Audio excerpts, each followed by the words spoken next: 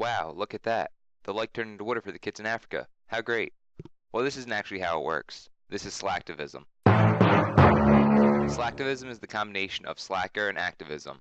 It's used to describe people who like to get the message out and spread the word about problems going on in the world, while doing as little as humanly possible to actually do something about the problem.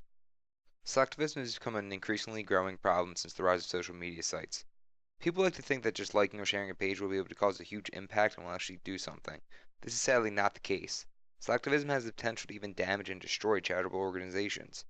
People like to show that they care, but aren't willing to dig deep enough into what they're actually spreading, and that in turn spreads ignorance on the topic. A good example of earlier slacktivism, people not really digging deep enough into what they're spreading, is an email discussed by staff writer for Newsday.com, Monty Fon. The email some student college kids put together, they were trying to rally people to protest the government in Colorado. The email circulated for 6 years, long after the rally was supposed to actually take place. The P.O. box that was set up for the email for the kids had to be shut down because it was getting so many responses and nobody could do anything with responses because of how old the whole movement was. This is not an isolated incident. Another example of this type of thing is a Facebook page created by Danish psychologist Anders Kolding Jorgensen. He started the page to save a fountain that was going to be torn down in Copenhagen. The funny thing is, there was never any real talk of the fountain being torn down aside from this Facebook page. Miraculously, this page managed to gain over 27,000 likes and shares, yet not one of the people who looked at it had any sense to see if this was real or not. They just wanted to look like they cared.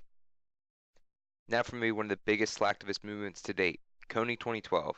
It was great. We were going to take down a warlord with a few likes, tweets, shares, and flyers. This movement gained so much momentum that the President of the United States even addressed it. And when the Lord's Resistance Army, led by Joseph Kony, continued its atrocities in Central Africa, I ordered a small number of American advisors to help Uganda and its neighbors pursue the LRA. But with all this, not much really came from the Kony 2012 movement. Yes, it managed to raise awareness, but Joseph Kony is still at large, and mostly everyone has simply forgotten about it. I'm sure people do have good intentions with everything they do on these social media sites, but those clicks really won't do much to influence something happening halfway around the world.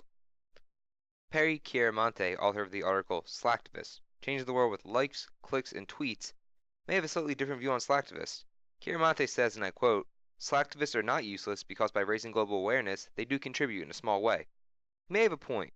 The more people that know about these things, the better, right? Well, Evgeny Morozov, author of The Net Delusion, The Dark Side of Internet Freedom, sees things a bit differently. He discusses the diminishing return to raising awareness and how we have to convert that awareness to action. He goes on to talk about the Saving the Children in Africa organization. This organization has 1.7 million followers, yet sadly has only raised about $12,000. This is how slacktivism can really do harm. People see that this charity has over 1.7 million followers, so they think that it must be getting enough in donations, so they themselves don't actually have to donate. Sadly, this is becoming a reoccurring trend in most charities. UNICEF even spoke out against this with some of their ads. मेरा नाम रहीम, मैं 10 साल का हूँ। मैं यहाँ अपने छोटे भाई के साथ रहता हूँ। कभी कभी मैं डरता हूँ कि मैं बीमार हो जाऊँगा जैसे अब मैं हो गई थी। फिर मेरे भाई को कौन संभालेगा?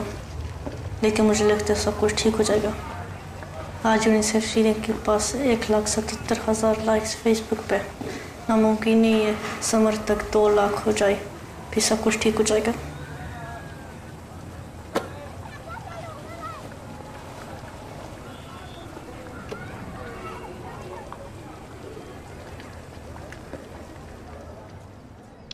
Wow, powerful stuff.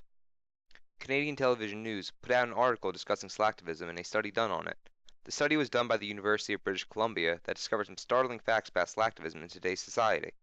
To conduct the study, students were asked to engage in an initial act of free support for a cause or charity, things like joining a Facebook group, accepting a poppy, pin, or signing a petition. Participants were then asked to donate money or volunteer for the organization. Researchers found that the more public the tokens show for endorsement, the less likely participants are to provide meaningful support later on. However, if participants were provided with the chance to express token support more privately, such as confidentially signing a petition, they are more likely to donate time or money later on. So where does this leave us? People do want to give and are willing to devote the time and energy, but if you give them some type of item to show that they support the cause, before they really do anything, all the time and energy they're willing to devote just goes right out the window. And therein lies the problem with social networking. People can show everybody that they support the cause or organization without doing anything, but that's enough for them. So long as people know that they care about the charity, they're fine with it. This leads to the slow decline of charitable organizations and potential destruction of them. So in short, stop sharing these pages, get up, go out, and do something to help.